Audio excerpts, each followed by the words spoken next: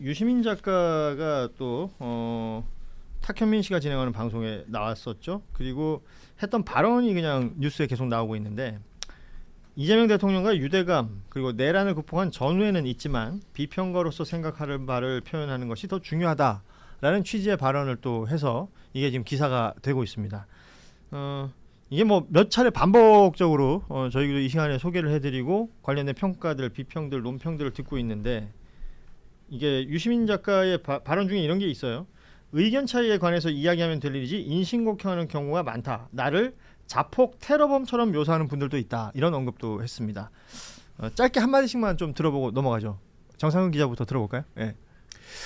저는 유시민 작가님이 좀 그 에코 체인버에서 좀 나오셨으면 좋겠다는 생각이 좀 들어요. 예. 네, 뭐 어쨌든 뭐 본인께서 직접 말씀하셨지만 이제 유튜브를 통해서 뉴스를 소비하고 계시고 그 유튜브라는 플랫폼은 이제 알고리즘을 바탕으로 이제 추천이 가다 보니까 아마 유시민 작가님을 거칠게 비판하는 내용이 축약된 쇼츠를 보셨을 가능성이 저는 매우 높다라고 생각이 예. 좀 들고, 어쨌든 이제 그 유시민 작가님을 뭐 비판하는 쪽에서는 그 유시민 작가님이 이제 했던 발언들에 대한 좀 부적절성, 뭐 유시민 작가님이 했던 발언이 좀 논리적이지 못하고 좀 감정적인 언어로 들어가 있다, 뭐 이런 식의 비판들도 좀 있지 않습니까? 예. 여러 비판들을 좀 보시고, 특히 이제 뭐 본인의 얘기를 들어주는 방송이 아니라 좀 나와서 여러 사람들과 좀 대화를 할 수 있는 방송이 좀 나오셨으면 좋겠다는 생각이 들어요. 아, 저는. 그렇군요. 네. 네. 임세훈 부대변인은 짧게 좀 부탁드릴게요. 아니 뭐 인신공격, 그러니까 의견 차에 대해서 이야기하면 될 일이 인신공격, 그거는 먼저 시작하셨죠. 뭐 어떤 사람들을 저격해서 촉법, 용역, 뭐 잭나이프 들고 있다. 그리고 심지어 대통령을 향해서 어떤 그룹의 수장 같다.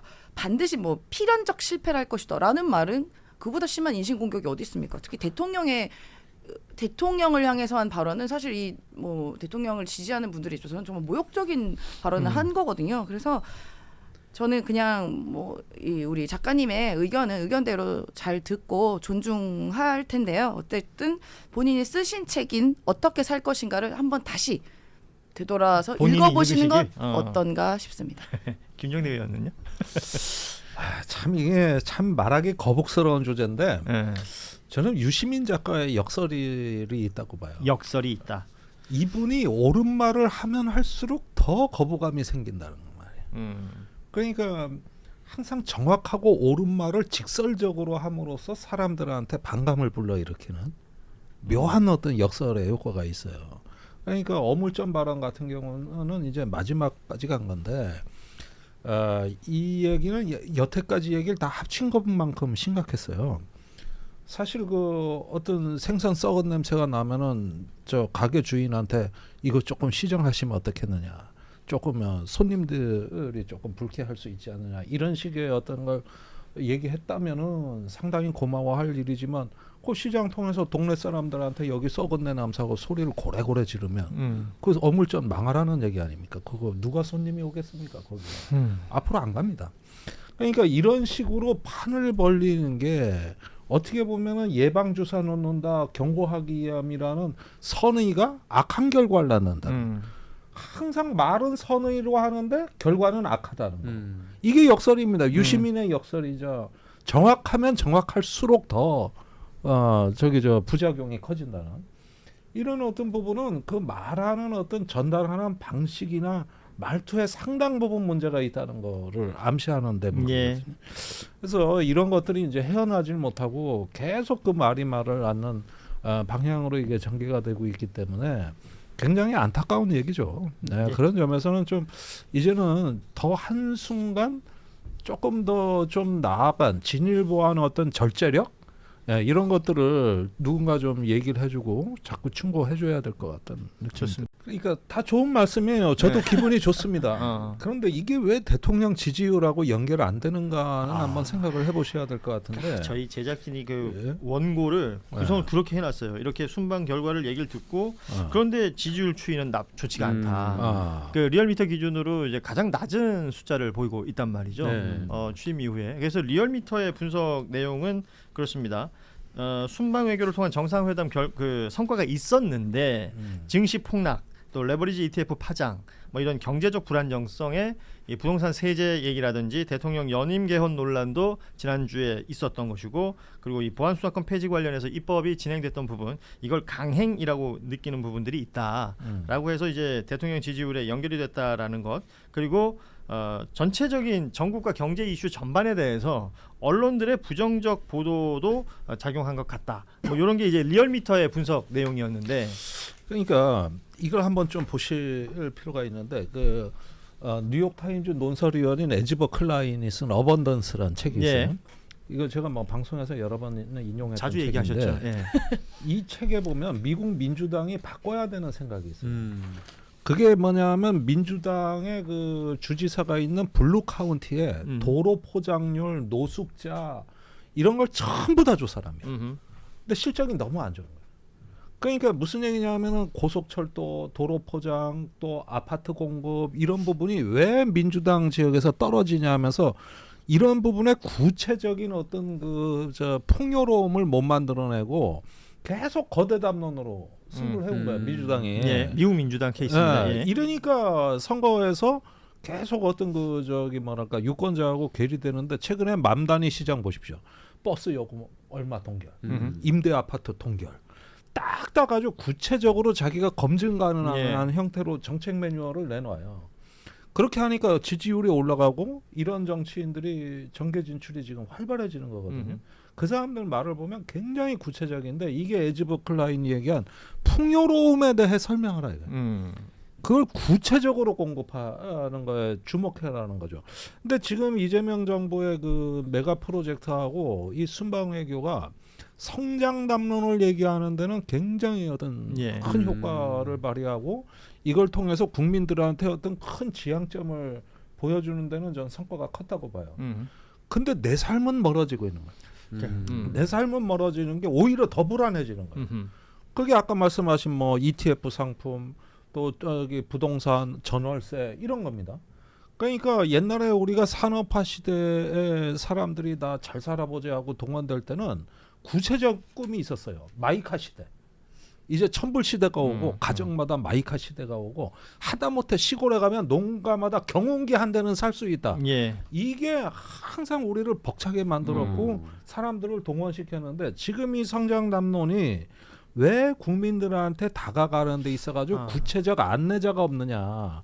이런 어떤 성장 담론이 있으면은 정부의 많은 메신저들이 나와가지고 이제 미래의 풍요는 이겁니다. 우리에게 어떤 기회가 오고 청년들에게는 어떤 꿈이 있고 뭐 설명서가 있어야 되는데 이게 그냥 성장 자체 대체 불가 대한민국 이건 이데올로기예요. 이데올로기. 그러니까 실제로 그 올 상반기에 이제 주가가 급격하게 오를 때 그리고 그것으로 뭐 나의 그 주머니 사정이 좀 나아졌을 때 많은 분들이 환하게 웃었다면 이게 급격하게 오른 만큼 지난주에 우리가 이제 급락을 봤잖아요. 그때 판단은 많은 분들이 제가 직접 들은 얘기입니다. 어떤 한 30대 초반의 여성분이었는데 정부에게 환불 요청하고 싶다라는 얘기를 하더라고요.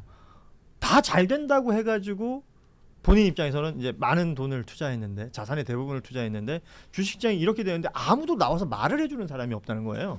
그게 진짜 중요했던 것 같아요. 그러니까 이게 주식이 계속 올랐을 때 당시에 이제 정부의 움직임을 보면은 반드시 그것 때문에 주식이 올랐다라고 말하기는 좀 어렵겠습니다만 계속해서 뭔가의 움직임을 좀 보였거든요. 그렇죠. 메시지도 뭐 자본시장 있었고. 선진화라든지 뭐 상법 개정이라든지 이런 것들이 계속 추진돼 왔고 그러다 보니까 국민들 입장에서는 아 정부가 주식시장에 이렇게 신경을 쓰고 있고 실제로 그 성과가 나고 있구나. 이 성과가 체감이 되는데 이게 주가가 하락하기 시작했을 때는 정부의 대응이 굉장히 늦었다라고 봐요. 늦다 못해 지금 아무것도 없다는 얘기도 나오니까요. 특히 이제 김용범 정책실장이 지난주에 하셨던 말은 좀 굉장히 좀 큰 실수였다고 보는데 어쨌든 뭐 여러 언론에서 이 레버리지 ETF에 관해서 문제를 제기를 했었는데 그때 김용범 정책실장이 뭐 그것만 문제인 것은 아니다라는 식으로 얘기를 했는데 그럼 다른 문제를 좀 정확하게 찝으시던지 아니면 우려를 하고 있는 부분에 대해서 말씀을 해주셨어야 되는데 약간 좀 이렇게 뭉뚱그리면서 얘기를 하니까 조금 더 정부가 이렇게 마땅한 대책이 없구나라고 사람들한테 받아들여졌던 것 같아요.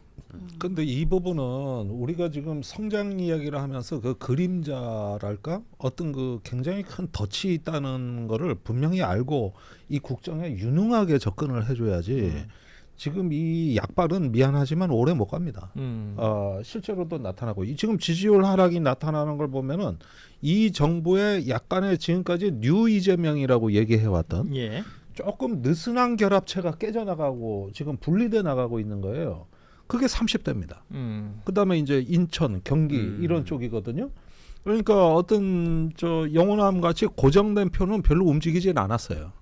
실제로 리얼미터 조사 내용도 그렇습니다. 네, 그렇습니다. 그렇게 보면은 어떤 계층이 주로 타격을 입느냐를 좀 봐야 되는데, 그렇게 보면은 뭔가 이 정부가 초기에 회복의 신호를 주고 나의 삶을 회복하고 정상화할 수 있겠구나. 이럴 때는 지지를 해줬지만, 예.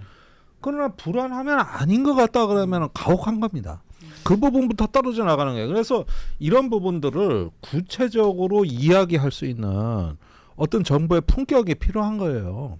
그런 부분에서 앞으로 좀 만전을 기하면은 지금까지 이렇게 좋게 벌려놓은 판을 좀 걷어들이는 식으로 이렇게 관리가 하는 것이 가능하지 않을까. 실제로 대통령도 여기에 대한 위기의식이랄까요? 아니면 그 문제 시급성이랄까요? 이런 것들에 대한 인지를 하고 있으니까 귀국과 동시에 바로 출근해서 지금 회의를 주재하고 있는 것이 아닌가. 바로 이제 부동산과 주식시장 이 두 그렇죠. 가지 메시지가 바로 나온 거죠. 예, 지금 이 상황들을 우리가 보고 있는 것이고 그러니까 하루하루를 지내면서 시민들이 생각하는 무언가와 이게 뭐 정부나 정치권이 생각하는 무언가가 이렇게 괴리돼 있을 때는 그만큼의 채점표가 나오는 것 같아요.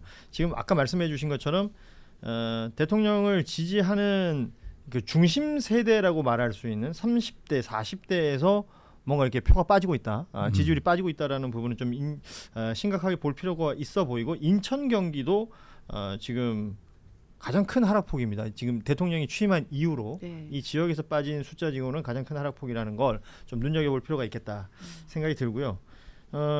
이 지지율 추이가 전당대회가 진행되는 무언가와 연결이 될 수 있을까?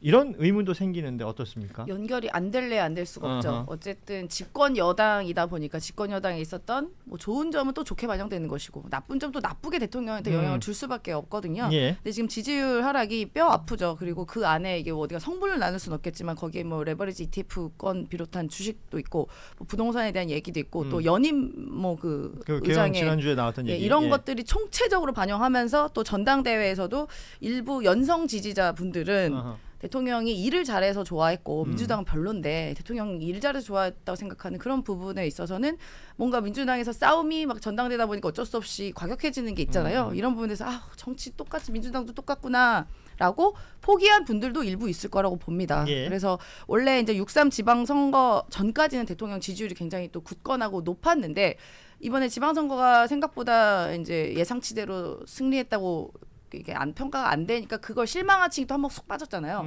그게 그 흐름이 계속 있었다가 또 대통령의 메가 프로젝트 발표를 하고 이러면서 또 그 흐름을 멈춰서 조금 상승 기류를 올려놨거든요. 예. 그런데 또 마침 또 대통령이 그 순방 순방 가는 가고 기간 있는 동안. 상황에서 여러 가지가 이제 막 계속해서 이렇게 그래요. 나오다 예. 보니까 대통령이 그 뭔가 회복하고 커버를 할 수 있는 그 기회도 좀 사실 안 돼서 이제 돌아오셨으니까 이번 주가 중요할 것 네, 같습니다. 중요할 것 예, 같습니다. 전반적으로 좀 보도록 하고 유시민 작가가 또 탁현민 씨가 진행하는 방송에 나왔었죠. 그리고 했던 발언이 그냥 뉴스에 계속 나오고 있는데 이재명 대통령과 유대감 그리고 내란을 극복한 전후에는 있지만 비평가로서 생각할 바를 표현하는 것이 더 중요하다라는 취지의 발언을 또 해서 이게 지금 기사가 되고 있습니다. 이게 뭐 몇 차례 반복적으로 저희도 이 시간에 소개를 해드리고 관련된 평가들, 비평들, 논평들을 듣고 있는데 이게 유시민 작가의 발언 중에 이런 게 있어요.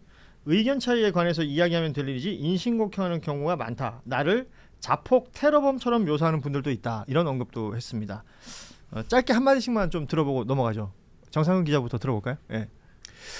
저는 유시민 작가님이 좀 그 에코 체인버에서 좀 나오셨으면 좋겠다는 생각이 좀 들어요. 예. 네, 뭐 어쨌든 뭐 본인께서 직접 말씀하셨지만 이제 유튜브를 통해서 뉴스를 소비하고 계시고 그 유튜브라는 플랫폼은 이제 알고리즘을 바탕으로 이제 추천이 가다 보니까 아마 유시민 작가님을 거칠게 비판하는 내용이 축약된 쇼츠를 보셨을 가능성이 저는 매우 높다라고 생각이 예. 좀 들고.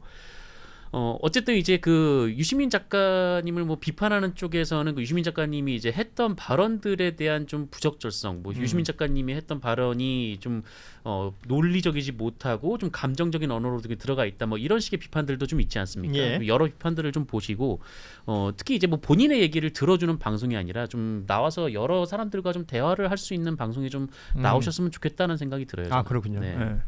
임세훈 부대변인은 짧게 좀 부탁드릴게요. 아니 뭐 인신공격, 그러니까 의견 차에 대해서 이야기하면 될 일이 인신공격, 그거는 먼저 시작하셨죠. 뭐 어떤 사람들을 저격해서 촉법, 용역, 뭐 잭나이프 들고 있다. 그리고 심지어 대통령을 향해서 어떤 그룹에 수장받다. 반드시 뭐 필연적 실패를 할 것이다라는 말은 그보다 심한 인신공격이 어디 있습니까? 특히 대통령을 향해서 한 발언은 사실 이 뭐 대통령을 지지하는 분들이 있어서는 정말 모욕적인 발언을 한 거거든요. 그래서 저는 그냥 뭐 이 우리 작가님의 의견은 의견대로 잘 듣고 존중할 텐데요. 어쨌든 본인이 쓰신 책인 어떻게 살 것인가를 한번 다시 되돌아서 본인이 읽어보시는 건 읽으시길? 어떤가 싶습니다. 김정대 의원은요?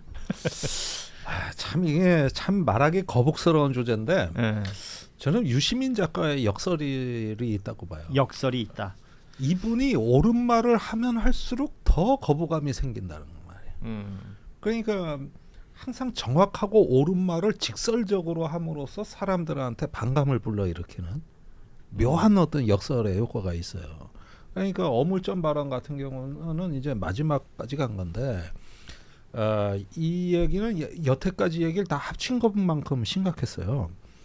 사실 그 어떤 생선 썩은 냄새가 나면은 저 가게 주인한테 이거 조금 시정하시면 어떻겠느냐, 조금 손님들이 조금 불쾌할 수 있지 않느냐, 이런 식의 어떤 걸 얘기했다면은 상당히 고마워할 일이지만 그 시장 통해서 동네 사람들한테 여기 썩은 내 남사고 소리를 고래고래 지르면 그 어물전 망하라는 얘기 아닙니까? 그거 누가 손님이 오겠습니까? 거기 앞으로 안 갑니다.